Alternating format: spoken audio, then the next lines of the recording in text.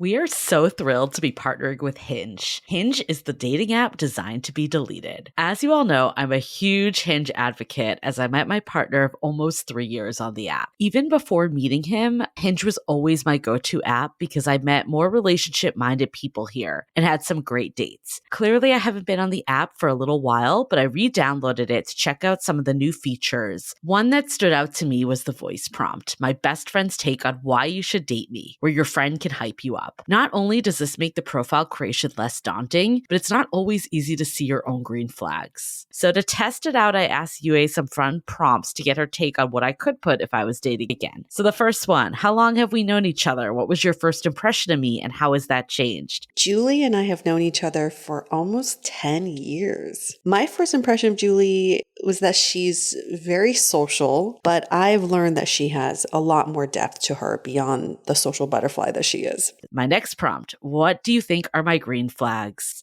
I would say she's deeply loyal. She believes in love, curious mindset, and she is fearlessly ambitious. And then last but not least, what kind of friend am I? Julie is the kind of friend who will always have your back, no matter what. Damn, that feels nice to hear. So download Hinge and try voice prompts today. Then find someone worth deleting the app for. I was so excited to get my shipment from Last Bottle Wines in the mail the other day, full of incredible red wines, all from Napa Valley. I love wine tasting, so having this to my door couldn't be happier. Also, couldn't be more excited that today's episode is brought to you by Last Bottle Wines. If you don't know already, they're a Napa-based online wine shop with a twist. They offer just one handpicked wine per day until it sells out, and they're always at incredible prices. We're talking 30 to 70% off retail. And the best part is that there's no subscriptions, no fees, and no minimum purchase. And I could not be more excited to bring this offer right now because they're having a marathon sale, which is coming up March 28th and 29th. Even better, we're offering Dateable listeners 10% off your first order with code DATEABLE. So if you are a wine lover like me, this is a great time to join. And did I mention that shipping is 100% free? So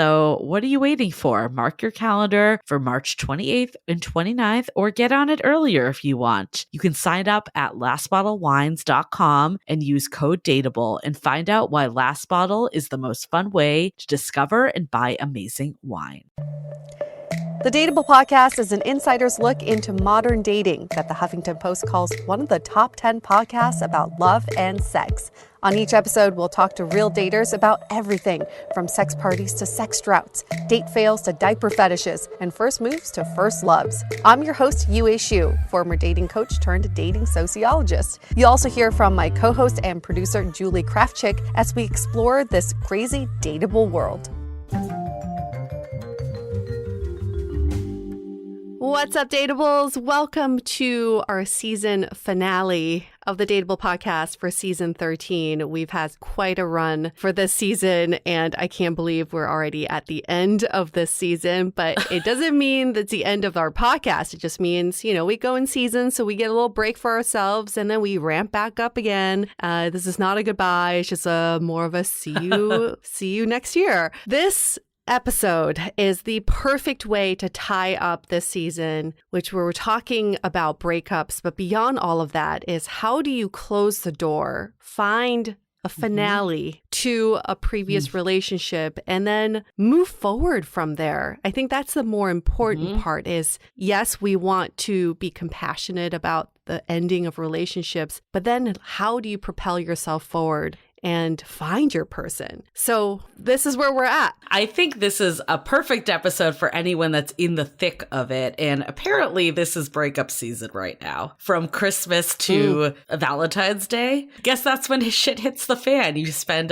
too much time with families. Maybe there's this looming gift giving that's around the corner. I'm just relaying the facts. Apparently, this is the biggest time. But it's also New Year, New Me. So maybe it's a lot of people that are, ready to start fresh. So for anyone that's in the thick of a breakup, I think this is a fantastic episode. But even if you're not, one of the things that Yue and I have learned from talking to all the people in our Finding Your Person program and just our community at large, a lot of time breakups do hold us back. Maybe you think you're over your ex, but I think what we see a lot is this fear that creeps in, a fear of getting hurt again, a fear of making the same mistakes. And all of that is sometimes buried very deep. And we've had to see that we pull out like 4 layers before we actually get to that being the real root cause of it's not the dating apps. It's not, the surface level things. It's usually something much deeper. So I think this episode is a phenomenal way to maybe get ahead of it too. Even if you're not in that position. I know even for me that, I'm in a very happy relationship. And one of the things that I do fear, and I don't think this is going to happen per se, but I think just, my fear of abandonment from schemas, there's always this fear of, will this end? And I think we just never know. But the alternative is not getting into a relationship. That doesn't seem like the best way to deal with that fear either. So I think what Dr. Gladys Ato, who is our guest today, talks about is, like creating that narrative, even if you're not in the current position, that a breakup doesn't have to be what we think of like doom and gloom. And when you zoom out of the fear of breakups and the fear of things ending, it's really just the fear of change. Yes. We know what we know, and we are comfortable in the person we used to know, the relationship we used to know, and we fear the unknown. How do we know that this change is going to be good for us? And this episode is really about being brave enough to face the change and to know that your next step is going to bring you closer to what you want and not detract you from where you were not getting in that previous relationship. Yeah, I think what I've really come to terms with too is we always say this, the only person you can control is yourself. I mean, it's a scary thought that in reality, someone could change their mind any day about something. That's regardless of what relationship you're in. That is just real life, even if you're married. And I think the only thing that we can really do is be secure enough with ourselves and happy enough with ourselves that we know that we'll be able to pick ourselves up if there was something that happened and changed in our relationship. And I think there's a lot of empowerment that comes with that because it takes the fear away. And it's, God forbid I broke up with my boyfriend. Like, I would obviously miss hanging out with him and being with him, but I do feel that I've built a life that I'm happy with, that I don't think I would be destroyed, I guess. Yeah. And something that Gladys will teach all of us in this episode is how to face the ending head on versus trying to avoid it. A lot of us don't like to talk about death or divorces or breakups. And she is really a proponent in saying, let's talk about it openly and map out what a good ending would be. Now, to me, Julie, you know what a good ending is? What happened to Mr. Big? Okay.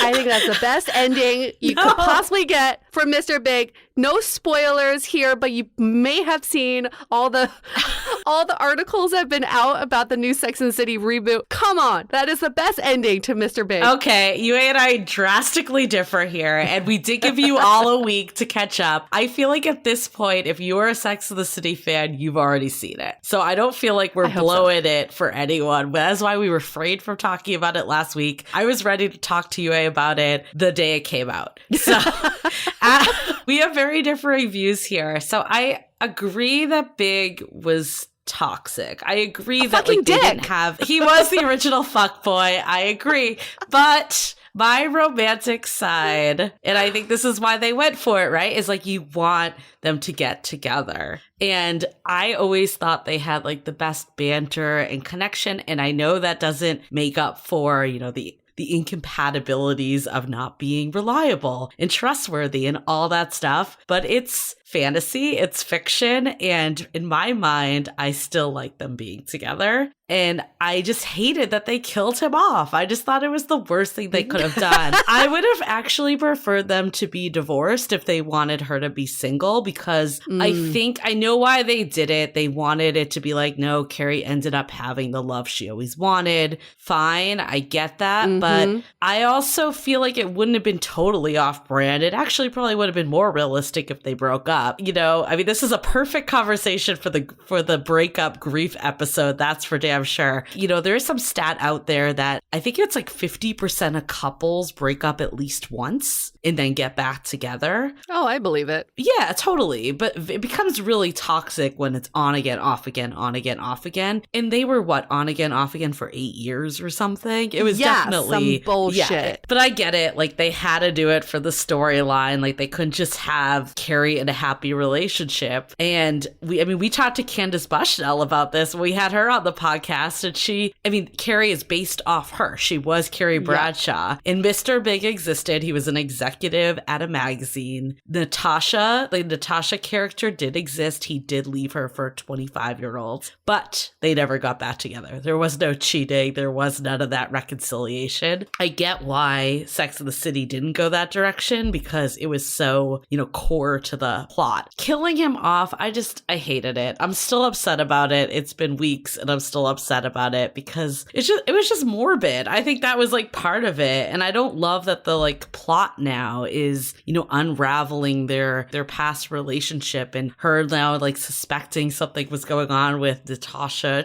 It doesn't make any sense. And the actual plot just destroys me. I love it because it's not the fairy tale ending. I love that this is after the credits have rolled and they're like, let's check back in with the happy married couple and see what's up. And you start to see that they were happy at the end of their marriage, but now it's unraveling. She's starting to remember how much of a dick he was to her. And the fact that their marriage started on both of them cheating on their partners, that's never a good foundation for a relationship. But my biggest gripe with Mr. Big, that character, is that he is the reason why women for so many years chased after fuckboys. Yes. Because they were looking for their Mr. Big. And the reason why their banter was so good was because he was inaccessible. He was always this mysterious man that came and went as he pleased. And it made her want to be on her A game every time she saw him because she didn't know when was the last time she would see him again. And I know that guy. I chased that guy. And that guy would have never been good for me. We all did. And Aiden, who I love, who I think is still the better looking one, okay, objectively speaking, he's still more handsome, was all in for her. He was ready to marry her. He was so devoted to her. Even in the subsequent movies, he still was pining after her. I feel like that was a guy that was going to admire her and love her and respect her. But of course not, because they didn't have the banter that she and Mr. Dick had. Yes, I called him Mr. Dick because he's no longer big. I agree with you. I do think a lot of women, definitely held on to this idea that eventually I can win this person over. I certainly did. Yeah. And that came from this, that eventually would all work out, even if they treated you like shit. I don't think Aiden was right for her either. I do think you need the banter to some degree because this is your life partner at the end of the day. I feel like they really had nothing in common. And I think what they had in common was that he adored her. And while I definitely want someone that adores me, and I think all of us should strive for that, that can't be the only quality of why you're with someone is that they adore you. Fair. I think fair. She should have just looked for someone else. I'm sure in New York City there were a zillion other dudes. It didn't have to be just the two of them, But well, the ballet dancer. Yeah, exactly. Should have followed the real life whatever his name Candace. was. Oh, well, he wasn't the ballet dancer. He was the artist, Alexander Petrovsky. Oh, right. But Candace a real ballet Bushnell dancer in real life, yes. I don't know. The whole new Sex of the City, I have such mixed emotions on it. I, of course, went back to rewatch the original last night, and it's just so much better. I mean, clearly Samantha is a missing force. I think that I like what they're doing in the sense that they're making it more diverse and woke. That's where I was going. They're tackling issues, but it feels very forced. And I think that's the part of it that's a little challenging with it. The podcast scenes are just a little cringy, but I don't know if you've thought about this.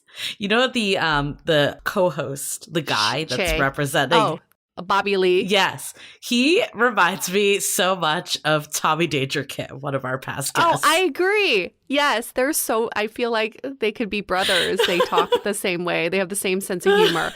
I kind of like the podcast scenes because it just shows the disconnect between Carrie and this podcast. Yeah. She is just like so out of her element. What is really interesting about the juxtaposition of the two is that she was so ahead of her time during the initial Sex and the City. She was like, you know, the rebellious woman that wrote about sex. Risque, and all of a sudden, she was very risque. And now she's on a podcast where she's seen as conservative. And I find that kind of a fascinating transformation. But the new Sex and the City, I will still keep watching it. I'm not a big fan because what it does for me, Julie, is that it rehashes all the old feelings I have about Mr. Big like I have for an ex. So then I started looking at his track record and I was like, in what world was she so in love with this guy? He was never around for her, right? Okay. He broke her heart numerous times. He broke up with her like 1,000 times. Okay. Let's also not forget that he cheated on his wife with her, left his wife to be with Carrie. And then at their wedding, he stood her up. He did not show up to the fucking wedding. Okay. That should have been the end right terrible. There. Yes. Now he sexually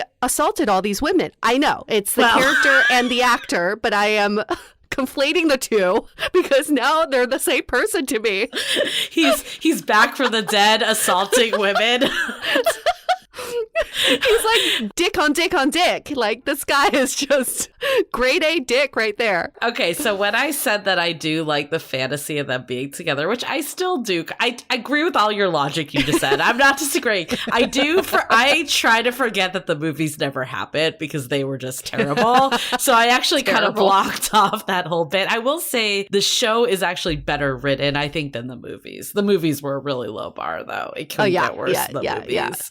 But I think it's interesting to kind of tie it to our episode. I mean, in a few ways. Please. I think what you just said, sometimes we're in these positions that we want to keep going with, but are they really objectively what we even want? And what, will make us happy? We hear from listeners all the time about, trying to like win over these people or this situationship that's not coming into fruition or someone not, making plans or flaking all the time. And I think that does count as a breakup when it's over. I think even, ghosting can sting, but ultimately in these situations, I think it is going back to yourself and being like, is this even what I want? How can you look at it objectively, like you were just saying? I think so many of us, including myself, get wrapped up in the romance of it and the storyline. And that's what I think I like about the Mr. Big Carrie relationship. You want it to be triumphant. You want them to overcome it. But I think what you just laid out is so much more real life. You never know that like at a snap of a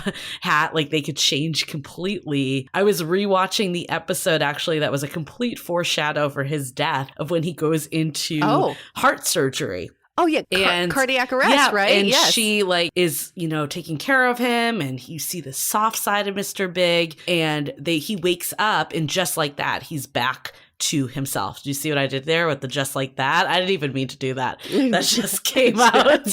Just like that. But I think the other piece that I find really fascinating is how she grieves with this. And I think while, yes, there's a lot with Mr. Big, that he is not the best partner for sure, I think she has a lot of work to do as well. We can't just blame. Yes, she does. We can't just blame Mr. Big. I think a lot of times with people, sure. I was in a situationship for way too freaking long, and I actually don't blame the guy. I look at myself and I'm like, why did I stay in this? Like that was not serving me and what I wanted. I think you need to take your own accountability. And I think she is terrible at processing emotions or speaking up and communicating. Absolutely. Even the way he dies, like she's like not crying. And okay, whatever. I know people handle grief differently, and I don't think she's avoiding the situation in the sense that she has come to terms that he has passed away, but I think she's avoiding her feelings for sure. Yes, and her entire life revolves around Mr. Big. She is always catering to him. When has he ever catered to her? The show may be about her, but it ended up being about him and how she was there for him. So again, I'm not saying y'all go kill the guy that has been a dick to you, but symbolically we can kill off that person and free ourselves from this entrapment of this fuckboy who made it seem like it was such an interesting relationship, and then you fast forward to them in their 50s and he's so fucking old looking with his beer belly. And fast forward to that moment, do you still want to be with this person? Because I surely was like, he lost all his appeal to me. Just put them on a Peloton, right? That's the way to get them out. Yeah, kill them with a stationary bike. The Peloton commercial, though, is the funniest thing I've ever seen with Mr. Big. Like, they planned that so well. I mean, the whole thing is fascinating to me. Peloton claims they did not know they were being used in this way. Oh, yeah. It was all planned. I was going to say, like, how did they come back with that ad so damn fast with it? So fast. And it was like a Peloton instructor was playing the character. How would she have done it without any sign-off? But I do think their whole... When I was like rewatching that episode of him with the cardiac arrest, he does this thing like, I'm alive, in that voice, and in that ad he did the exact same thing, and I found it so funny. The whole thing is so dumb. It's so dumb. But I think I have some predictions for the rest of the season. I think Miranda's going to be a lesbian. She's going to be exploring her sexuality. They've already shown a little bit of that. Charlotte's daughter is now non-binary, and she's going to have to navigate that with her family. Yep. So yeah, we're pushing the boundaries a little bit. This is actually, Julie and I had this vision for a new Sex and the City. What would it look like in 2021? And that's pretty much how we pictured it, except with younger people. Sorry, we did not have 50-some-year-old characters in our idea. And Carrie is definitely going to be back on the apps. Oh, yeah. That would be fascinating. Well, Aiden's coming back. Oh my God, is he? No, I don't know. Oh, for you sure. don't know that? I don't know. I think she needs to go out on Tinder and find someone new. That's my feel. Well, I just looked through. I like to look through Aiden's Instagram and see if he's had any work recently, and he hasn't. So he's definitely making a comeback. Just so you know. Whatever his real name is. John Corbett or something? Yeah. Oh, his name is John. Yeah, anyone that's not a Sex and the City fan is probably just like, what the fuck are you guys talking about? But I would go on a gamble that a lot of our listeners are OG Sex and the City fans. Yeah. Oh, yeah. Even my boyfriend's like super into what's going on right now, and he never even really watched. Mine too. He's like, this is terrible, but I'm going to keep watching. Yeah. Yes. Everyone I've talked to is the same boat. It's like, we acknowledge this is horrible. This should never have been made, but we are still in for it. I am so on board with it. I lost my internet like all day yesterday. I was like, I'm going to stream Sex and the City on my phone. That is the one I did. You watched it on the phone? That is pure desperation. I didn't realize. Okay, moving on to our question. Debate over. Julie's been pent up all week trying to have this debate with me on air. So there you go. You guys, you all witnessed. I feel like you kind of converted me to the other side through it. I win. No, you can't argue with fuckboy. Like, that's just, no one's going to be like, he was a very nice young man. No. It's that fantasy side of mine coming through. Sometimes you need to just be the realist. I know. Yes, I will shake the big out of you if that time ever comes. Okay. Our question for this episode: how can you tell if you're over your ex? And we do touch upon this in this episode a little bit, but I think just by virtue of asking this question, you're probably not over your ex. I will start there. If your ex is still taking up real estate in your mind and they're living there rent-free, as people like to say, you're not over your ex and you haven't fully processed them out of your system. I think if you're trying to find them still, and I think social media makes this too damn easy. If you were looking up your ex on social media, my ex didn't even use social media yet, I would still look them up. He like barely posted ever, but I still would search for him. Of course. And then there becomes a day that you don't anymore. And that's when you know that you've moved on, or when you're secretly hoping they're going to text you out of nowhere, or, you know, everything you see reminds you of them in some way. And then one day you're just not thinking about them. And I think that's when you have moved on from your ex. Oh, I've been there so many times. There are days that a lot of us try to recognize patterns. Well, usually he would have texted me by now. Usually after we break up, he would have contacted me by now. And then you get all disappointed if they don't. That's when you know you're really not over it, because you're still counting down the days. And I've also found with myself, I know I'm not over an ex when I talk shit about them. If someone's like, oh, what was your last relationship like? If I go on a first date and then I talk shit about them, how terrible they were or how toxic they were, I know I'm not over it because it's still affecting me somehow. You start to feel like you're over your ex when it doesn't affect you like that anymore. You can talk about it more objectively and not get all worked up about it. I think it can swing the other way too, is even if you're not talking shit about them, but you're comparing everyone you meet. Oh, you're keeping them on this pedestal, because I've been there before where I would come out of the date and be like, this was horrible because they're not like my ex, and be upset instead of giving a new person a new chance. That's one piece of it. Yep. The other side is sometimes I would find myself even talking about my ex on dates. And that means that you're not over it. You know, I think there's a time and a place to reveal some of your past relationship history, but especially on a first date, I don't think that's necessary. And I think sometimes when you're spending a lot of time talking about your ex, there's an ulterior motive that you just want to talk about them, and not because you need to like get information about this new person in any way. So I think, I think sometimes it does take just meeting someone else. I think there's a piece of that you might never be fully over them until you meet someone else. But I think you start to see it wane when you're constantly thinking about them. It's very hard to meet someone else because they are just, even if they're not physically with you or even in contact, they're just occupying so much mental space. So I think if you're not 100% over your ex, you can cut yourself some slack and don't feel like you need to be 100% to date again. Because I just don't know if that's ever realistic. But I do think you can tell when you are 75% not over them.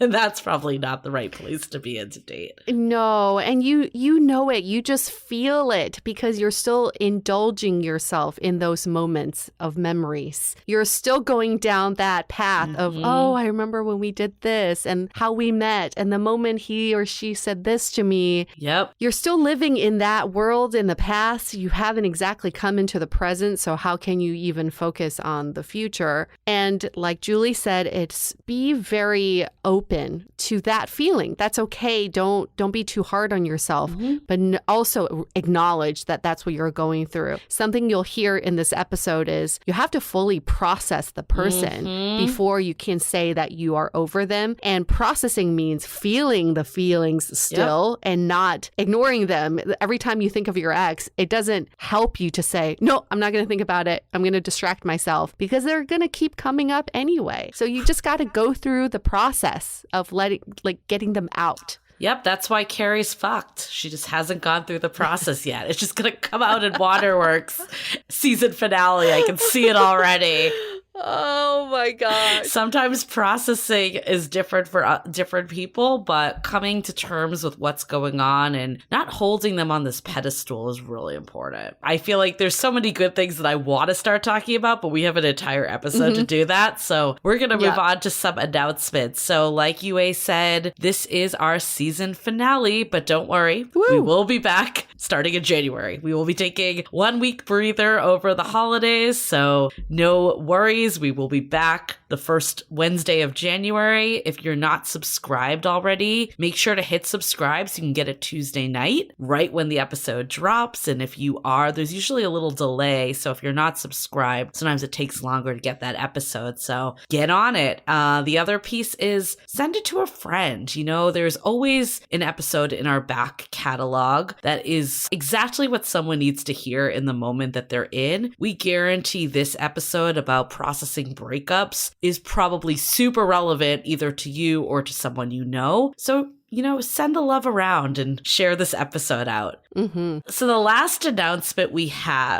all know that January to February is super hot for dating apps. It's, what is it? The first Sunday of the new year is the Super Bowl of dating apps, the busiest day of the year. I think it's, that new year, new me. Valentine's Day is always, something that's in the back of our minds, whether we like it or not. So we all hear all the time from you all how difficult dating apps are and how challenging they are. And we really strongly believe it does not have to be that way. I mean, I know firsthand, that's how I met my partner, and I've met other boyfriends from apps as well. And I think they really are a great resource. So we have something very special that's coming. We're not going to say all too much. We will say it's not a program like our Finding Your Person program. It is a bit different. So you can wait till January to hear what we have up our sleeves. Woo! Okay, let's take a quick break now to hear from our sponsors. This episode is sponsored by BetterHelp. With so much going on in the world today, wouldn't it be nice to know there's a dedicated team on your side to help you through all of life's ups and downs? That's why we're so happy to introduce you to BetterHelp, a professional counseling platform that matches you with your own licensed professional therapist. Send a message to your counselor anytime, or do what I do, schedule weekly video or phone sessions. BetterHelp is committed to facilitating great therapeutic matches, so they make it easy and free to change counselors if needed. Their licensed professional counselors specialize in depression, stress, anxiety, relationships, sleeping, trauma, grief, and so much more. Just check out the testimonials posted daily on their site. We want you to start living a happier life today. And as a listener, you'll get 10% off your first month by visiting our sponsor at betterhelp.com/dateable. Join over 1 million people who have taken charge of their mental health. Again, that's BetterHelp,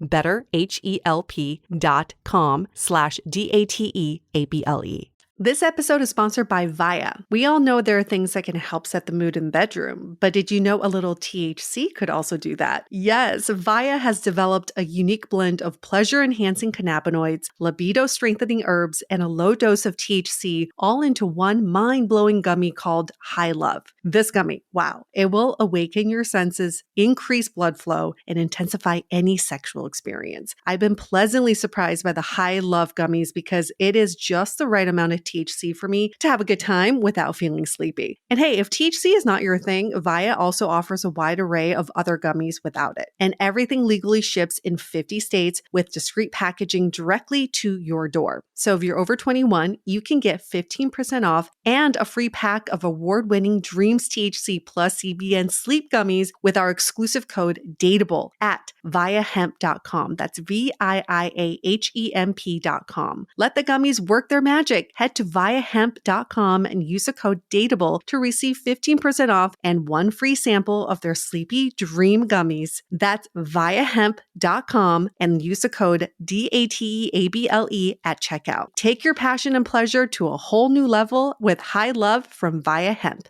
This episode is made possible by Armoire. Armoire makes getting dressed easy. With a clothing rental membership from Armoire, build the perfect wardrobe with brands that are high quality, unique, and recommended just for you. All you have to do is take a 5-minute style quiz and select items from your dynamic, personalized closet. The styles show up at your door in as little as 2 days. Then when you're ready for new clothes, just swap them out. Listen, I live in Southern California. There is absolutely no need for puffer coats or any sort of those winter jackets. But when I travel anywhere else in the world in these cold months, I'm often burdened with the task of getting winter clothes. And now with Armoire, I can just rent my winter wardrobe. It's brilliant. Right now, our listeners can give Armoire a try and get up to 50% off their first month. That's up to $125 off. Just visit armoire.style/dateable. That is armoire.style, spelled ARMOIRE.style/DATEABLE to get up to 50% off your first month and never worry about what to wear again. Try Armoire today. As you know, I recently left my corporate job and I've been in total recovery mode, all about self-care. One of my new routines is the nighttime shower before bed. There's just something about washing away the day and that reflection that's been super helpful for me. I've been using one of our partners, Osea's Mega Moisture Duo. This combo body oil and body lotion are so freaking incredible. It literally feels like I'm at a spa. I realized that the secret is seaweed and other skin level ingredients that are normally reserved for face products. And that's why I was so excited when Osea became one of our partners. And, we're so grateful for partners like this because one, they keep the show going, but they're also super good for all of our listeners and for our own well-being. So if you want to have that nighttime bliss like I am doing, you can get 10% off your first order site-wide with code DATEABLE at oseamalibu.com. You'll get free samples with every order and free shipping on orders over $60. So head to oseamalibu.com and use the code DATEABLE for 10% off. Let us know which products you end up going with. Share them in social. Super excited to see what you end up choosing. Okay, let's get to our conversation with Dr. Gladys Ato.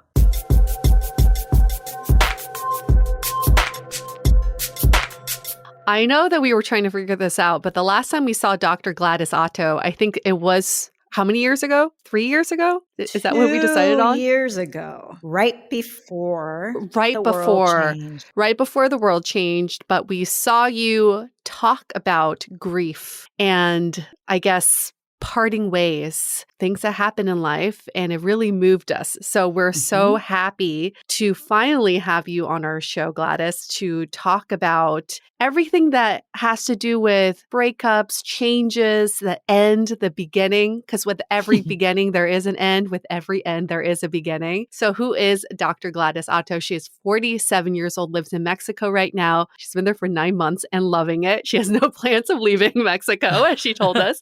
Originally from California, she's a clinical psychologist, grief and loss expert, public speaker, and author of The Good Goodbye: How to Navigate Change and Loss in Life, Love, and Work. In addition to co-hosting her own podcast, Time Out with Gladys and Ula, Dr. Ato has shared her thought leadership in several top publications and podcasts, including BBC News, Forbes, TEDx, Lincoln Square, NPR, NBC News, and the Dateable podcast. Gotta add that to the list of credentials. And she's been such a leader in this space and speaking about loss, which is a topic that many of us don't talk about openly. So I'm glad that we are openly talking about this now. Gladys, so nice to have you on our show finally. Oh, I am so thrilled and just super looking forward to what I know is going to be such a juicy conversation for everybody. Yes, I remember. Indeed. I remember when you spoke. I mean, you talk about grief and loss at beyond just dating. This is, all aspects of life. But I remember you and I thinking this would be a great topic for the podcast because sometimes it feels like breakups are such a form of loss, but it's not at the same level of death. But sometimes it can really sting at that side too. So I think it's really good that we're kind of addressing this with you. And we know that, from your life experience, you dealt with the loss and the passing of your mother at an early age. And that kind of stemmed to why you were so interested in this topic. Were there any romantic situations that you kind of experienced loss in too? Kinda, yeah, many. Where do I start? Where do I start? Yeah. I have to share that. First off, this is a bit of me checking off something off of my dream list because I have for several decades wanted to talk about relationships. And I'm not a relationship therapist. It's not part of my specialty and my background, but having gone through a number of breakups myself that crushed my soul.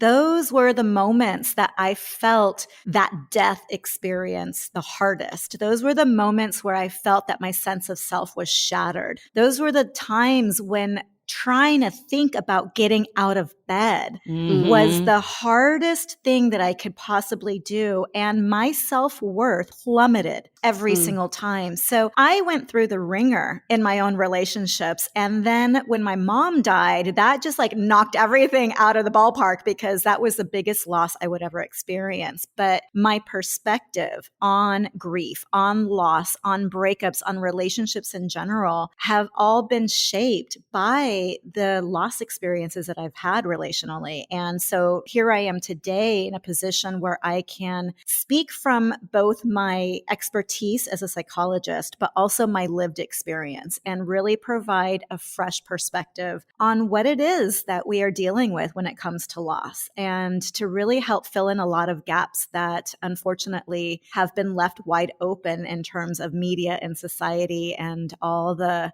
crap out there that tells us what breakups and loss should be like. Right. Yeah. And if you think about it, we celebrate the beginning of relationships. We celebrate the DTR conversation, getting married and getting engaged. But the end of the relationship, we always celebrate what was there. Yeah. And we don't talk about what comes next. So why do you think it is so hard for people to talk about loss and grief and the ending of things? Yeah. Well, the biggest reason is that we just haven't been educated or given the tools to know how to have healthy dialogue and even just a healthy perspective around it. And it's no fault of our own. I think it's important to establish that first. When we think of loss, what are some of the immediate words that describe the feelings that you associate with loss? Sadness. I think there's almost like this shame that you did like something wrong too, especially when a breakup happens, which seems so stupid saying that out loud, but I think there is some of that.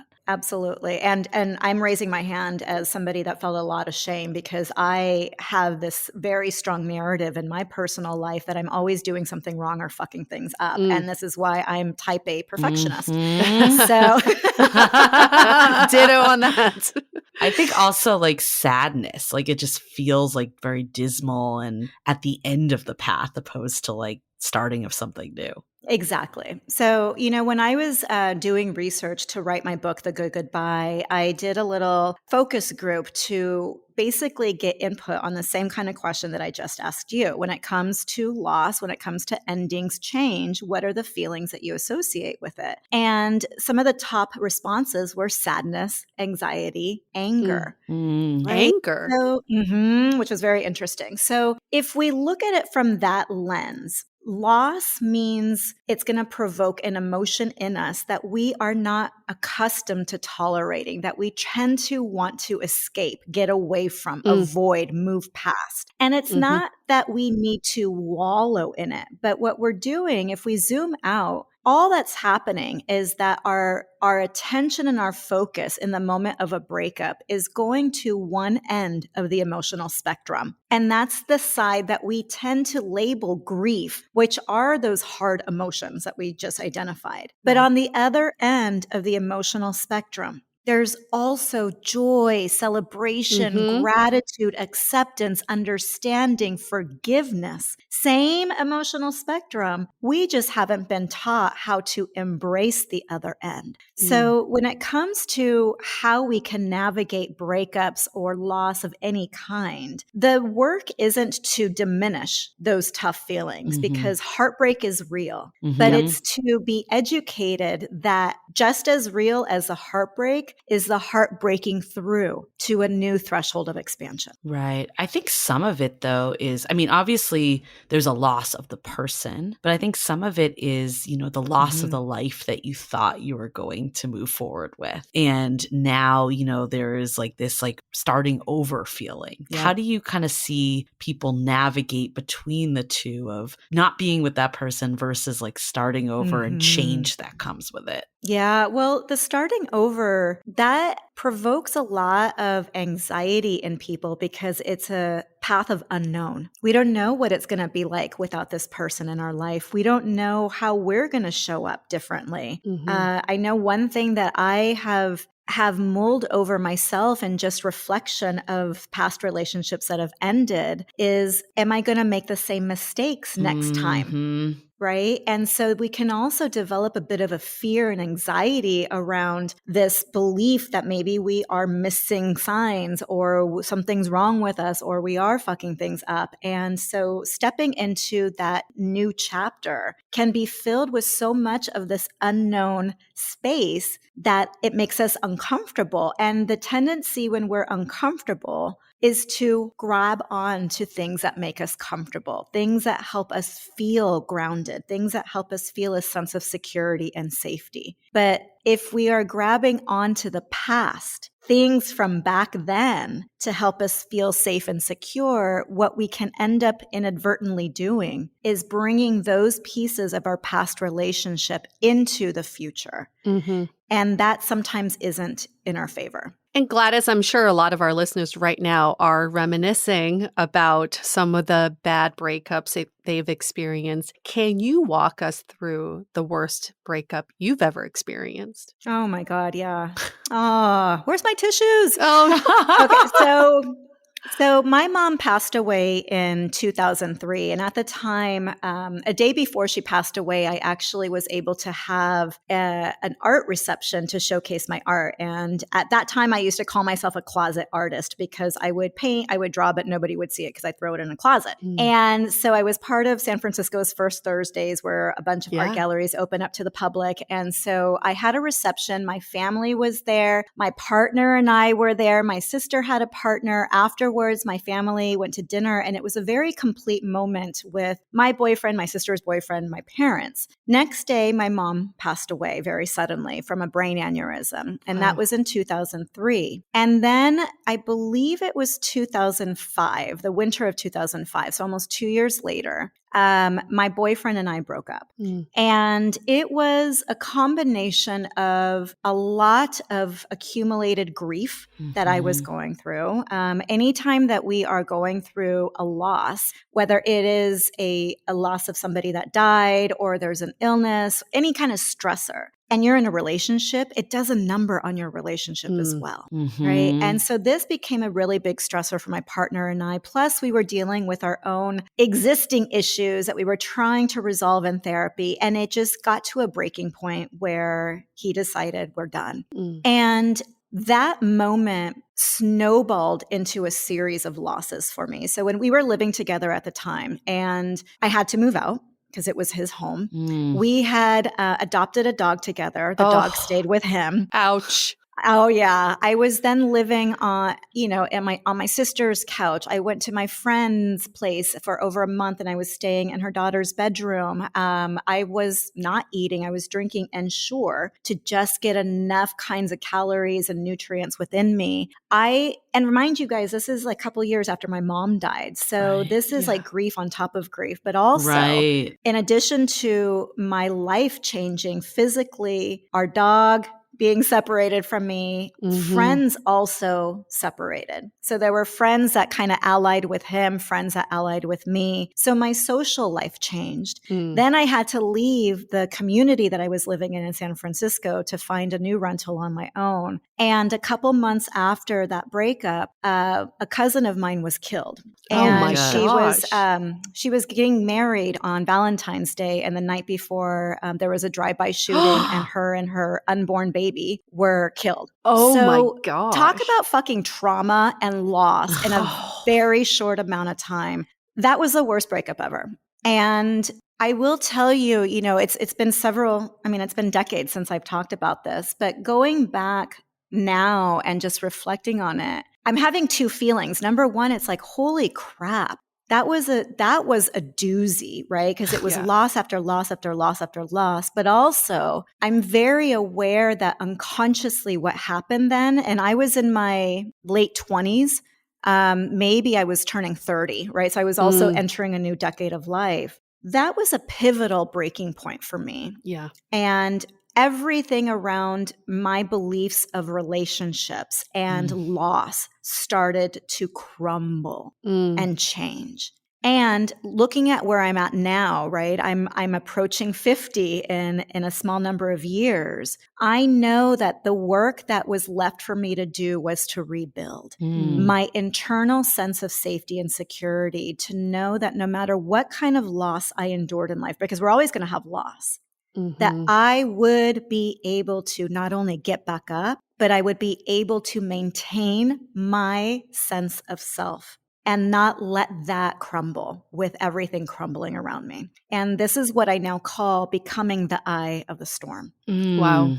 I love that. I think that's such a powerful way to put it, because I think there's I think that does prevent a lot of people from even entering relationships because there's this fear of it ending. Or I've talked to a lot of friends about this. Like, I don't want another one to end. Like, I think that goes back to, the feeling of picking things up, but also like this feeling of being a failure almost in this. But I think the strengthening of your own self is really the only thing to do. Because like, what's the alternative? You just never enter a relationship. Like, that's not necessarily the answer either. I guess like, how can people start to, build that sense of self and get over that fear? And jump in head first, even if they had a bad breakup in the past. Well, I think one of the pre-steps to doing that, and we'll get to that in a little bit, is recognizing that any relationship that you are in is solely a reflection of the relationship that you have with yourself. That's it. Can you say that one more time? I feel like people need to hear that one more time, including myself. Yeah. Any relationship you are in is solely a reflection for the relationship you have with yourself.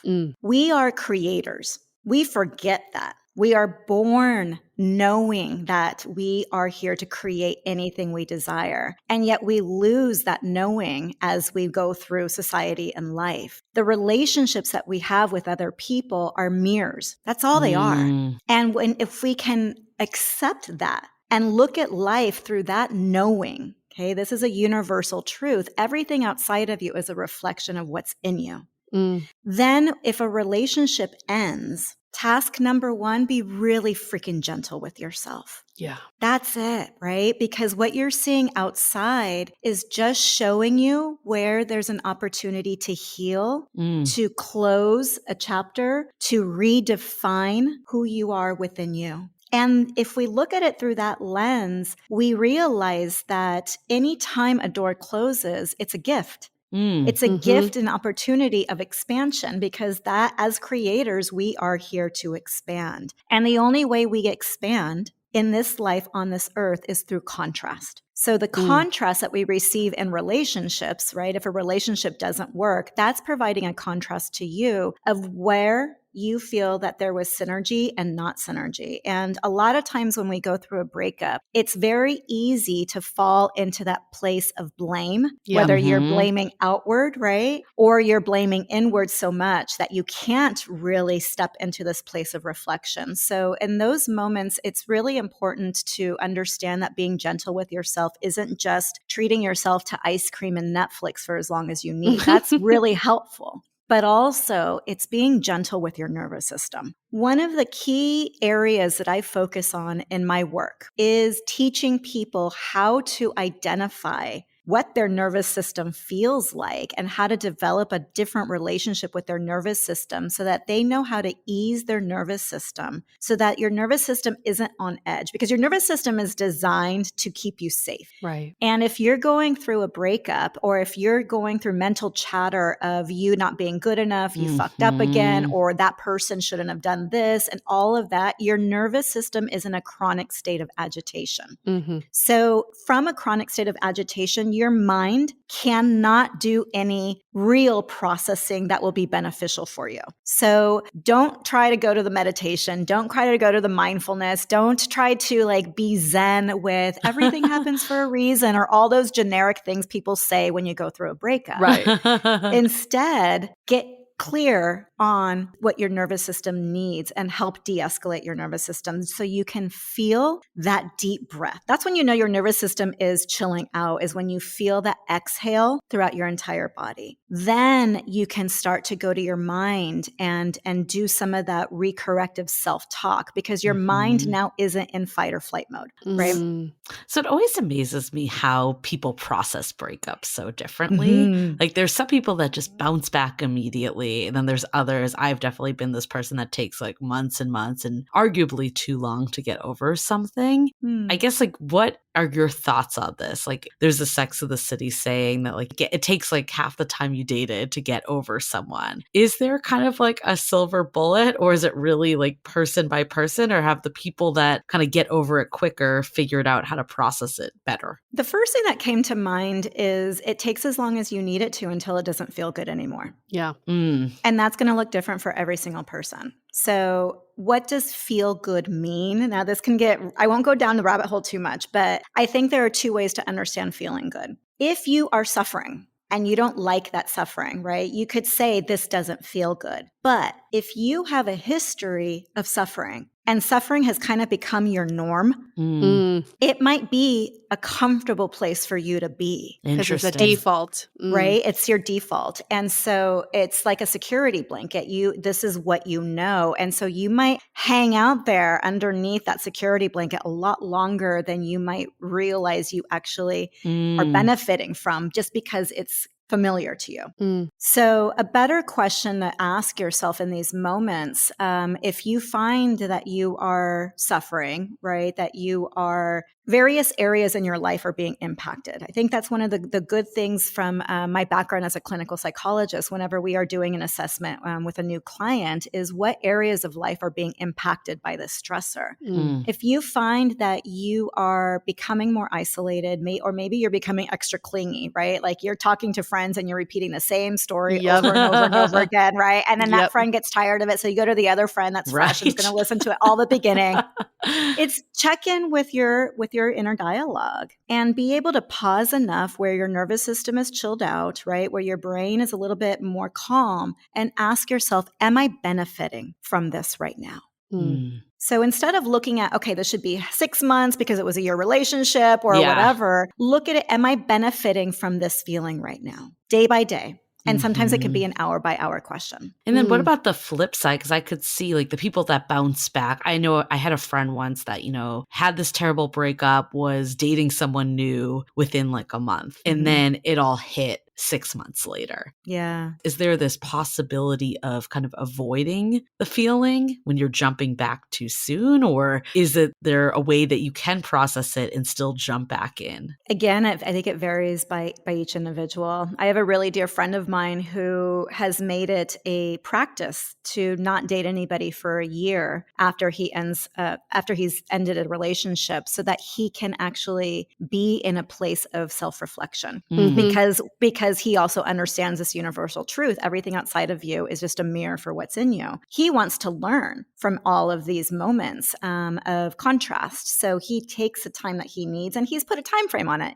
I don't think you need to be that prescriptive, but if you've gone through a breakup and then you immediately meet someone new and your full attention is on that new, but you haven't felt closure or completeness or resolution of the past, just know it's going to come back up. And, some people are cool with that because they need a little bit of that buffer space to just recalibrate. And again, if we look at it through that lens of a nervous system calibration, right? Like we got to do things to help our nervous systems recalibrate so we can feel grounded and safe again. That's all we're trying to do in these moments. We're trying to find safety. We're trying to find security. Some of us find safety and security in isolation.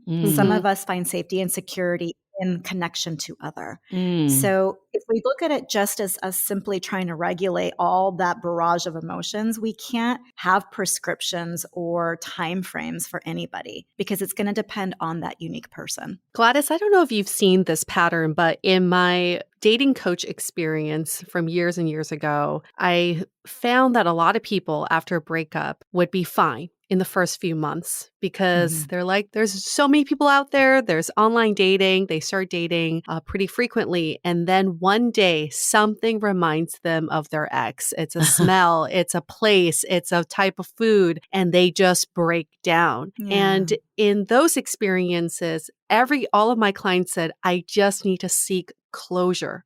What are your thoughts about this overwhelming need to seek closure? Is it necessary? And is there such a thing as seeking closure? Yeah, what does closure look like? It reminds me of the 5 stages of grieving. And for those listening that aren't familiar with it, this was developed by Elizabeth Kubler-Ross. So 5 stages of grieving are denial, anger, bargaining, depression, acceptance. So that response that you're talking about, the first couple of months, they're fine. There might be some shock in it, right? It might be some denial. We don't know. It depends on per person. It might be that they've just fully gone to the acceptance place and now they're just moving through the layers. But there was an unintended interpretation that the final step in the grieving process is acceptance, which is what you're referring to as closure. Mm. We're complete with it all. We feel resolved. We're good. We've integrated. We can move on. We're not affected anymore. And I called bullshit on that in writing my book, The Good Goodbye, because if we become so finite in thinking about this, we are not accepting that loss, change, grief is an evolutionary process. Mm-hmm. Everybody doesn't have to start with denial and end at acceptance. And so my approach, which I call the Good Goodbye approach, is more counterintuitive in that I start with acceptance first by redefining acceptance as just recognizing what's in front of you without trying to change it. That's it. I think that is so important because I know I can speak to my past breakup that was like one of those I couldn't get out of bed, like detrimental breakups. And there was this period that I did not accept what happened, that I thought, you know, if this changed, then like this will work out. And it was kind of like, oh, I'll just check in like 3 months. And then, you know, there was always this feeling of like, this isn't over. And in my head, I thought like, this is still my person, even though it was over. How can you get to that stage of acceptance? Like, how can you be kind of like, I mean, in theory, it could have been just like, this is over. Like, this isn't your person. But that seems a lot easier in retrospect when you're not going through it. How can you help someone when you're in the thick of it? Right. Well, it goes back to really asking yourself, am I benefiting from this right now? So lying in bed, thinking that maybe in 3 months you'll get back together, does that benefit you? And if the answer is yes, right, you're not going to change. Right. If you find benefit in it, I mean, you can have Oprah Winfrey and Deepak Chopra talking in both ears, and they might not change your perspective because you're still finding value in holding on to this possibility. Now, one thing that I do recommend is, and this is a really tough one. I mean, I'm pausing on even saying this because I understand that when you're in the thick of it, you're just too focused on the emotional experience. So I'm going to caveat this by saying one great practice to have is, as you're going through the thick of it, practice regulating your nervous system on a daily basis with something as simple as a technique that I developed called the reset remedy. It's repeating 4 phrases to yourself over and over again to stop the mental chatter that's driving you crazy. And you guys all know what I'm talking about. Like, you're watching TV, but you're replaying shit in your head and over then you're and over thinking again about what that person will say. Yeah. Okay. That's called rumination. Okay. Or perseverative thinking. So the reset remedy is a way to stop that, to press a pause button so your nervous system can chill out, you can recalibrate your thoughts, and you can just have a moment of peace. Okay. Now, as you practice this over and again, the part that I was hesitating on offering, because I know how grueling breakups are, it is to practice going within. Where do I want to go next? What do I want this next chapter to look and feel like? How do I want to show up today? In this moment, in this hour, in this minute? Am I benefiting from what I'm experiencing right now? Because remember, everything external is just a reflection of what's inside. We overemphasize keeping our focus on the external. Them. What if this? What if that? What are they doing on Facebook? Oh my God, they were at a party. Who is this person that just liked their post? And then we start keeping the focus external. That is a way to avoid the invitation internally to take care of yourself. And a beautiful visual to hold. If you had a little 3-year-old child that was sitting by your feet with scabbed knees and elbows, okay, a torn face that's bleeding, tears streaming down their eyes, looking up at you, asking for help, how would you respond to them? Would you ignore them and get on Instagram to check your ex's latest story? Right. Or would you turn to this little 3-year-old and say, how can I help you? I'm here for you. And you guys, if I had the ability to give myself that kind of attention when I went through my breakups, I wouldn't have dragged my self-worth through the gutter as often as I did. Right. But I had no connection to my sense of self. And that's all that we're asking you to do in those moments when we say go inward. Just envision your little 3-year-old saying, please hold me and let me know I'm going to be okay. I think the self-worth is so, like, I can see even in my own breakup, like years later, clearly, but like in the moment did not see this, that a lot of it was tied to my own self, that I thought that this, what, like I couldn't find someone else. Like there was like that piece of it that honestly had nothing to do actually with my ex when you're really thinking about it. 100%. But like, how can you start to like get that self-worth, like realization and realize that it ties to your self-worth? Because I think so many people are in the state that you're describing of just, how do I get this person back? I feel like I bought so many books of like, how can I get my ex back? You know, it's like, how do you get out of that state and focus inwards? Yeah. Well, I mean, let's go with that. I think that would be is there a book called How to Get Your Ex Back? It's many. I believe I bought that book. Many. Yeah. I feel like if there isn't, someone should get on that SEO immediately. I know. I'm like, maybe I should write that next book. Yeah. And then be like, and look at yourself. That's how you get your ex back. Exactly. Just one sentence. page. That's it. Thanks for your $10.99. Thanks. You guys are actually going to write that book. Okay, so here, let's go with that, right? If you're in a state of how do you get your ex back, let's work with that energy because that's where you're at right now. That's what's real to you. That's where your focus is. Number one, recognize that everything is energy. Everything is energy. The energy you put out is the energy you receive back. So if you want the energy of your ex coming right back to you, you got to get your energy in that right state to actually be a vibrational match for what your ex is at so that he or she comes back to you naturally. Okay. Being in bed, ruminating on stuff from the past does not help you raise your energy to be at a vibrational state of calling love back in. What we don't realize is that when we are heartbroken, right? When we are aching, when we are in a state of suffering, a lot of times we are identifying as a victim. And victim state energy does not attract love, relationship, connection energy. It just doesn't. So if you want to get your ex back, you got to raise that vibrational energy up to being an empowered, open woman, man who is ready for love. And the only way that can happen energetically. Okay. And there's research around this, right? If I think was it Osho that did the studies on water? If you look at the way that you talk to water or to plants, there were studies done on this, and you talk to one plant through negative self-talk and you talk to another plant through positive self-talk. Guess which plant grows fastest? Fascinating. Right? Yeah. Okay. So if we look at it through that lens, give yourself benefit of the doubt. Love on yourself.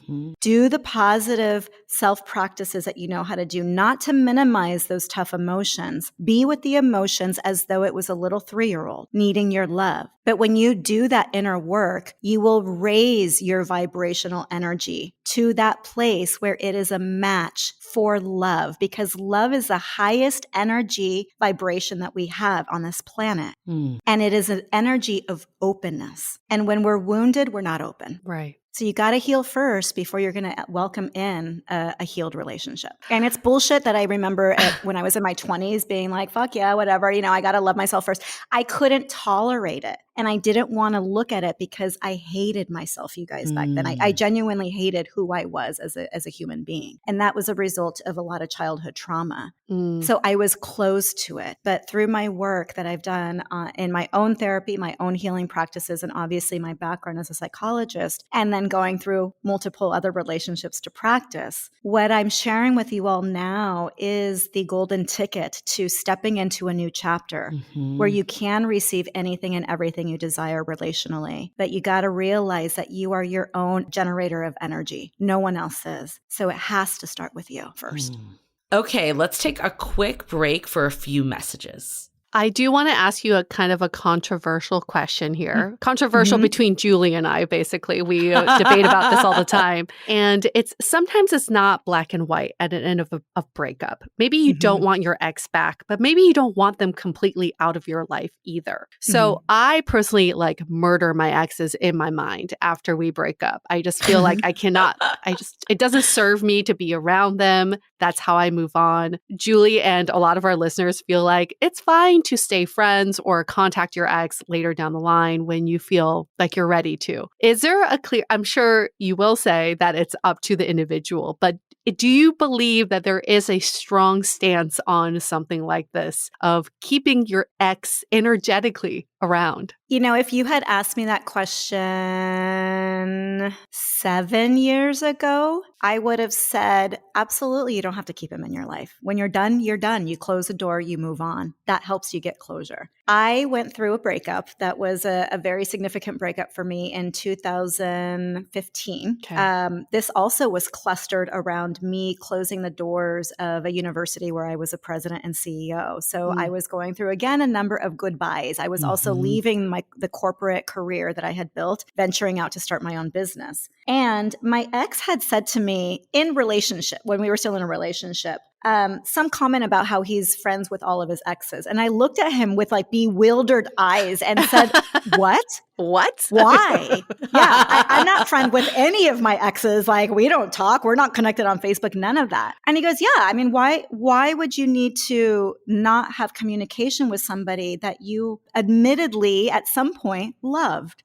Love doesn't end. And I'm like, yeah, but, and we did the whole argument thing, right? And I think you and I are probably in the same camp. And Julie, you would have been on his camp. Well, this man was persistent, and we are the best of friends today. And I would have swore that it would have never happened. Now, would I invite this in with past exes? No, because remember, everything is energy. And the energetic vibrational state that I'm at, having done all the inside work that I have, I'm high vibe. Okay? Yeah. So for me to invite in an ex that maybe isn't high vibe, maybe hasn't done the same kind of spiritual work, that will not necessarily be a good energetic match. So to have him or her, to have him in my life for me personally would not really bring value, right? It might be familiar, it might be nice, but do I need to put a steel wall between us if they reached out? No, absolutely not. I had one ex reach out to me after several years of breaking up, and I was surprised, but I welcomed him to a conversation, and then I never heard from him. He just needed to reach out to say hello. Thank you for what our relationship meant for me. You changed my life. And then I never heard from him again. So just be mindful. And this always goes back to why everything outside of you is just a mirror for what's inside of you. If you remember, you are a creator in this life, and you are your own source of energetic output. Then you get to be selective of the energies that you surround yourself with. And if you take that perspective, you are honoring yourself as the creator that you are. You don't want to put unleaded gasoline into a Lamborghini that requires premium. You're going to take really great care of that Lamborghini, right? It's the same thing with the people that you allow in your life, whether they're love interests or friends, family members, coworkers. This applies to any other human being. So I have changed my tune over the years with this topic. I just want to make sure that that's clear. For the record. Okay, so in theory, I agree with your ex of like, this is someone you loved. Why wouldn't you want this person in your life? I would say even before I changed my tune, there was always a period of no contact, of, having to process it and get over it. I have a lot of thoughts on no contact, and we can maybe talk about that after. But to wrap this piece up, I think my tune has changed because I had like my most serious breakup was an ex that stayed in my life for 5 years, and it was never really platonic. Like, even in a platonic period, one of us wanted it to restart. And I think it greatly got in the way of me meeting someone else, to be honest. And I think like I thought it was okay for a while. And I think that if you're fixated on someone else, it's really hard to date with like new people. And like we've had people in our listener community say the same, is like, I thought the issue was dating apps, but it turns out I'm still hung up on my ex, right? And I think it's very hard to move forward if that person still lingers in your life. That being said, like I have another ex that has moved to the UK that we check in here and there. I mean, it wasn't the same emotions either, but that one to me is perfectly fine because it's platonic and it doesn't pass a certain level ever. And it's not someone that I talk to on a regular basis at all. It's maybe like once every 6 months, if even. So I think there's distance clearly on that one too, right? It's like just out of, so I think some of it is circumstantial of like who this person is and how they're affecting you. And I mean, I had to basically end the friendship with my ex because it was getting in the way even of my new relationship. Like, so I think there is a point that you realize that you need to move forward. And I think you need to see if it's serving you to have this person here. And again, that I know it's vague to say it's all circumstantial, but I love this. Like, what is it that I ultimately want? Do I want to be in a happy, healthy relationship? And is having this person here helping me with that or hurting me with that? Yeah. Well, and one thing that can make it complicated is that we tend to think of that other person, if we're having a hard time moving past the relationship, we tend to think of them in their idealized state. Always. Yep. Right? Yep. If this person were to change this, then we would just be so happy. Or maybe I can just get over this part that bugged the shit out of me when we were together, and then it wouldn't be that big of a deal. And what we're failing to do is really honor what is. This is why I talk about acceptance as that first part of creating a good goodbye experience. If you can recognize what's in front of you for what it is without trying to change it, you stop putting your energy into trying to change the past. It's done, right? And then you can go to that next place of understanding where you're at and where you desire to be. And we've given a number of examples of how you can go about doing it. But remember that if your doorway, and my friend said this actually, my ex, who's one of my best friends now, he said, if your doorway is filled with energies that are not at the vibration that you desire, okay, and not, you can't think of the future vibration, their idealized self, it's who they currently are now, what they're bringing to you energetically. If you've got a doorway full of the energies that are not aligned with the energy you are at, the energies that are right for you cannot come to you. So you got to clear the doorway. Right. And one way to do this, just be mindful that it doesn't have to mean a severe ending. It doesn't have to be that steel door closing down around you. I created something called the Good Goodbye Ritual as a way to help people clear the energetic buildup, the gunk that's in you. So, and, symbolically clear that doorway from an energy perspective through a beautiful and simple ritual where you can come to a deeper sense of understanding about what happened and find more of an acceptance of that you can integrate into your narrative of the breakup. Because it's the narrative that you're playing in their head that screws you over or keeps you tied to the past or holding on, right? Right. So the Good Goodbye Ritual is a way to be able to honor what happened as a rite of passage. And through this energetic cleanse and release, be able to come out of the other side clear internally so that you can make better choices, that you can actually think more objectively about what you desire as that next step. And this is a ritual that I've done through majority of my breakups. This is a ritual that I will do anytime I'm going through a transition or change. And you guys, it doesn't have to be a difficult one. Sometimes breakups, I actually have a dear friend of mine that's going through a breakup, and him and his partner are doing this breakup in such a beautiful, beautiful, intentional way. They're doing it through a lens of love. They're communicating throughout it all. They're processing their feelings together, and they are also expanding into their own new chapter in a way that is actually recognizing even more that their time together only allowed for a certain amount of expansion as a couple, and now they're expanding individually. But their way of creating this rite of passage allows them to soften into seeing breakups not as something that has to be painful, ugly, angering, or shame-filled, but rather a breakup can be a beautiful transition into a new threshold of expansion that you can do together with somebody. Right. And the ritual that I created allows you to do it on your own or with someone to be able to really ease up a lot of that chunkiness that can get hard, and just clean out your energetic pipes, because that's often what we don't know how to do. That's such a beautiful way of explaining or describing a breakup too, because we often think breakups need to be nasty. If it's not nasty, there's something wrong with that, right? Right. So we can even shift the verbiage we use around breakups and how we want to describe them. But if that is the case, and we do have this beautiful breakup and we're doing all the self-work, when do we know we're actually ready to date again? Yeah. How do we know? That's a great question. Well, how have you known in the past? A lot of mistakes.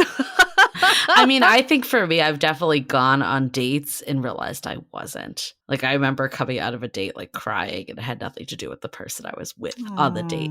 And I think they're also on the other flip side, like after my last breakup, I took time to myself. I dated a little and felt like I was okay with it, but not super excited to be meeting new people. So kind of paused again. And then there was this day I don't know what happened, but you just magically hit this day of like, I'm ready to meet people again. And it's hard to say like what that is, but I think for me, it was better to wait to that day than to start trying to push to meet people when I wasn't there. And I think sometimes it's tempting because you're like, I don't want to lose time. I think especially for me after a second breakup, the first one I had spent so much time like ruminating about it that I was like, I want to get back out there and not lose any time. And that kind of just like came back to bite me, I thought. Yeah. I thank you both for being so honest around it. And I'll share something, a revelation that I had several months ago this year.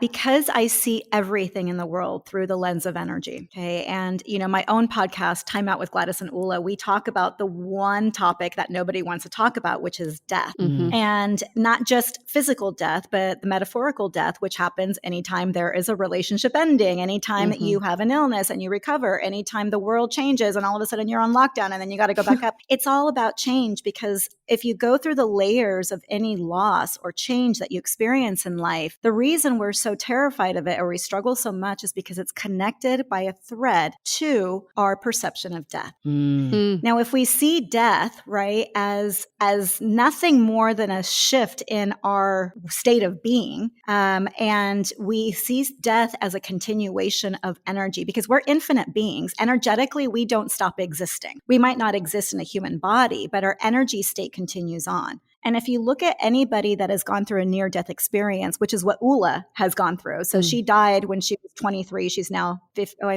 She's 23 when she died. And she came back to life after 20 minutes of being pronounced clinically dead. Oh, what a wild story. Yeah. And she's now 51. Okay. So anybody that's gone to the other side always talks about how amazing it is and how love-filled it is and celebratory and joyful and all these amazing words, right, that are just pure love. We don't have to die to experience that inner life now. So earlier this year, I was reflecting on my readiness to enter into a relationship, because it's been a couple of years since my last relationship with my ex that is friends with all his exes that I swore I would never be friends with. He's now my best friend. And I asked myself, if everything is energy, and if we attract according to our vibrational state, so wherever my vibrational state is at, that is that same vibrational state that I'm going to attract back. What's my vibrational state around relationships? And you guys, my heart sunk immediately, because I realized I have been afraid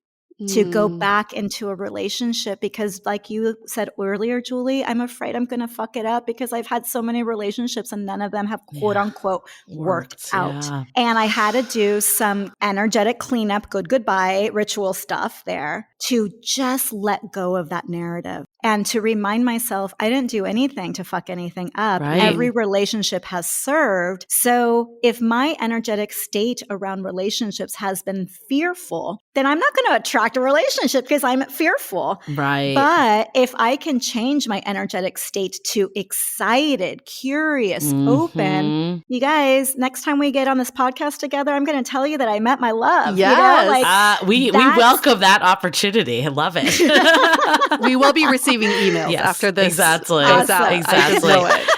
So I know I brought this up earlier, but I have this very mixed feeling of the no contact period. I feel like, it has helped me separate from the person, but then you also mentioned that it actually can help to work it through with someone. And then also the other side of no contact, I feel like so many of us do it as a means to an end. Like if I do it for a month, then they'll contact me because they'll miss me so much. I'd love to hear your thoughts on the no contact and if that's a tactic that helps or hurts or whatever. Yeah. Oh, I love that question. I want to ask you to ask yourself, what do I envision my ideal breakup looking like? When we are in the midst of a breakup, again, we have a tendency to focus so much on the external, on the other person, to avoid the opportunity, the invitations to go inward. So empower yourself by remembering you're a creator and ask yourself, okay, I'm going through this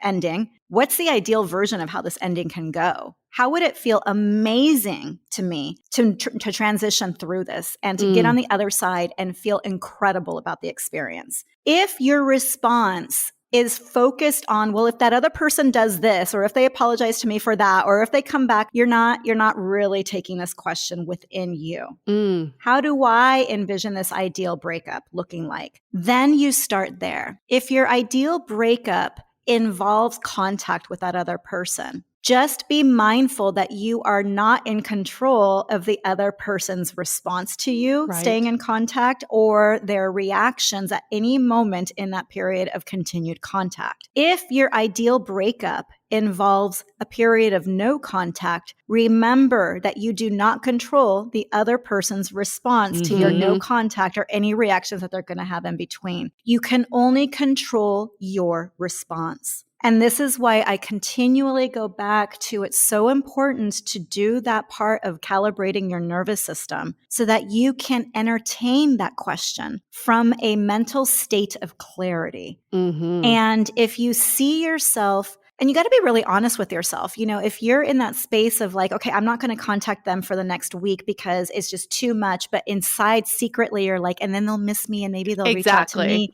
Right? Like, I love the honesty that you guys have created on this platform, because that's the real stuff people are dealing with. You got to be honest with yourself. Is that the best version of the breakup that I want to go through? Or is that a manipulative tactic that I'm using? Right. And then why might I be trying to manipulate the situation? What am I needing in this moment? And is this benefiting me right now? So these questions that I've been sharing with you all today are important questions that you can write down and reflect on. And you can even use them as journal prompts. A lot of times when we take the time to just focus inward and do some writing, we can even do painting. Sometimes it can be walking and just reflecting on these questions. That can allow you to come from a place of clarity. So no contact with your ex for a period of time can become something very clear to you that you may or may not need. And then you get to revisit it every single day as needed, because there is no prescription that works for everybody. But there is one reality, is that you are creating the experience right now because you are a creator. And that means you get to create the breakup experience that you will have, right? And you are in full control of the narrative that you're writing right now. And if that narrative, you've been given free reign to that narrative being written in whatever scattered way that it is being written right now, that narrative will define the lens that you carry with you into that next relationship. So you got to own your story around this and create the story that's most going to empower you. That really sums up all of my takeaways in one. I think first and foremost is we are in control of our lives and our story, and we cannot control other people's actions. So in a time of grief and breakups, we can only look within and think about, what can I do for myself right now? And see myself as that wounded 3-year-old vulnerable kid who needs the help first before thinking, well, I need to show my ex that I'm worth it, or I need to get them back, but we can't control these external actions. The second takeaway I have, and I love this so much because my mom has said this to me many times. She said, you would never do anything if you were always afraid of it ending. And so, this is sort of my fear around marriage, my fear around relationships. She's like, why would anybody get into anything if they were scared of it ending? But on the flip side of this is we experience endings and beginnings every day. The day ends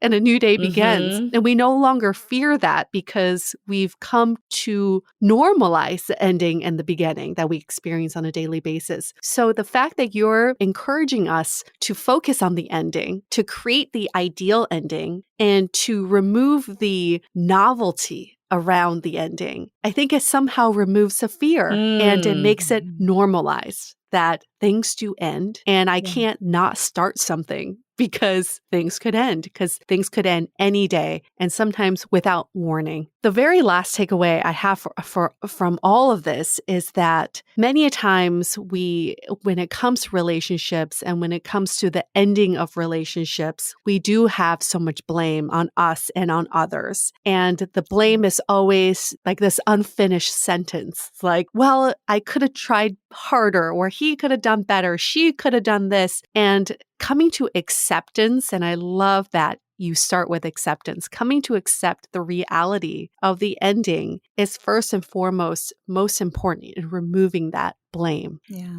And relationships can be very seasonal. Sometimes they end without anybody's fault. It just, you come in and out of each other's seasons. And I think it's okay to see that and to lift the veil on that. So thank you for all those words of encouragement and inspiration. I think this applies to everything else in life too. And something you said really resonated with me, Gladys, is that your life, on other areas of your life, you could be high vibing on all of them. But if you check into one specific area and you realize that your vibes aren't up to par with the rest of it, that's very telling. Sometimes we feel like everything's going well because we're seeing the other areas, but there are some areas that we're abandoning too. So it's good to check in on all areas of your life every once in a while. So Julie, what are your takeaways? I think my biggest takeaway is that, it sounds cliche, but like every end of a chapter is the beginning of the next. Yeah. And I think when we're really in the thick of things, it's hard to see that everything makes room for something that serves us better if we allow it to. And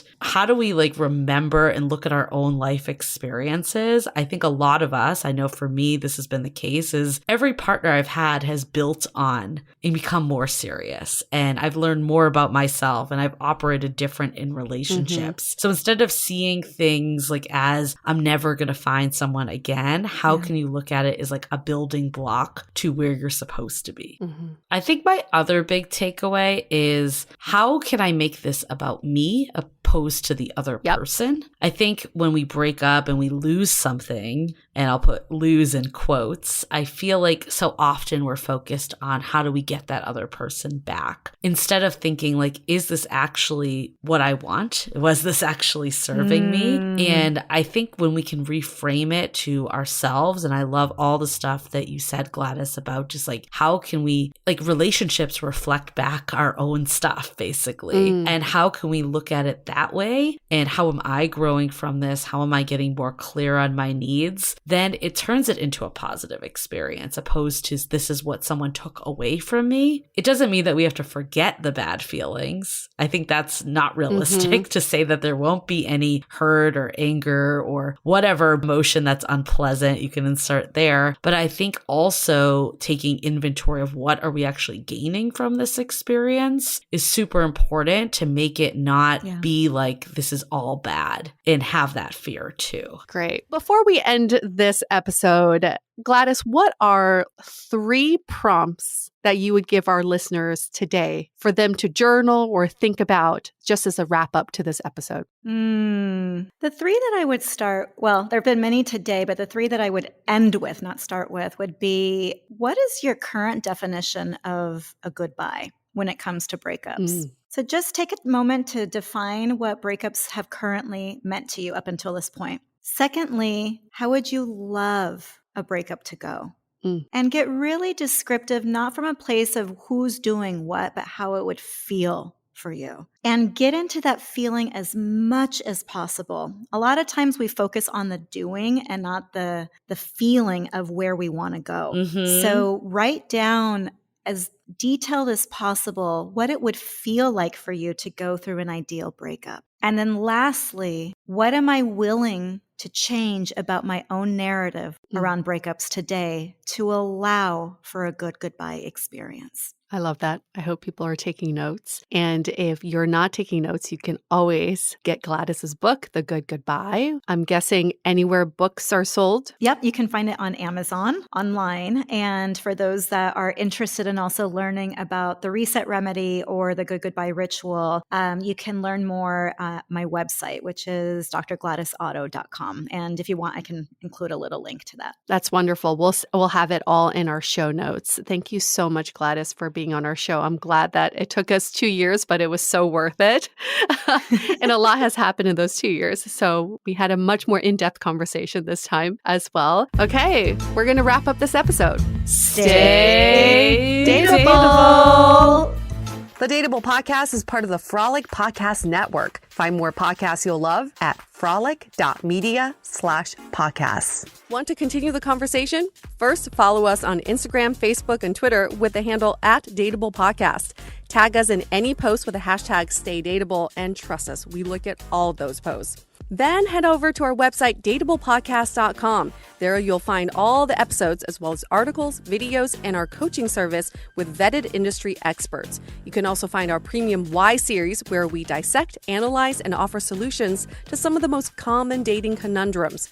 We're also downloadable for free on Spotify, Apple Podcasts, Google Play, Overcast, Stitcher Radio, and other podcast platforms. Your feedback is valuable to us, so don't forget to leave us a review. And most importantly, remember to stay dateable.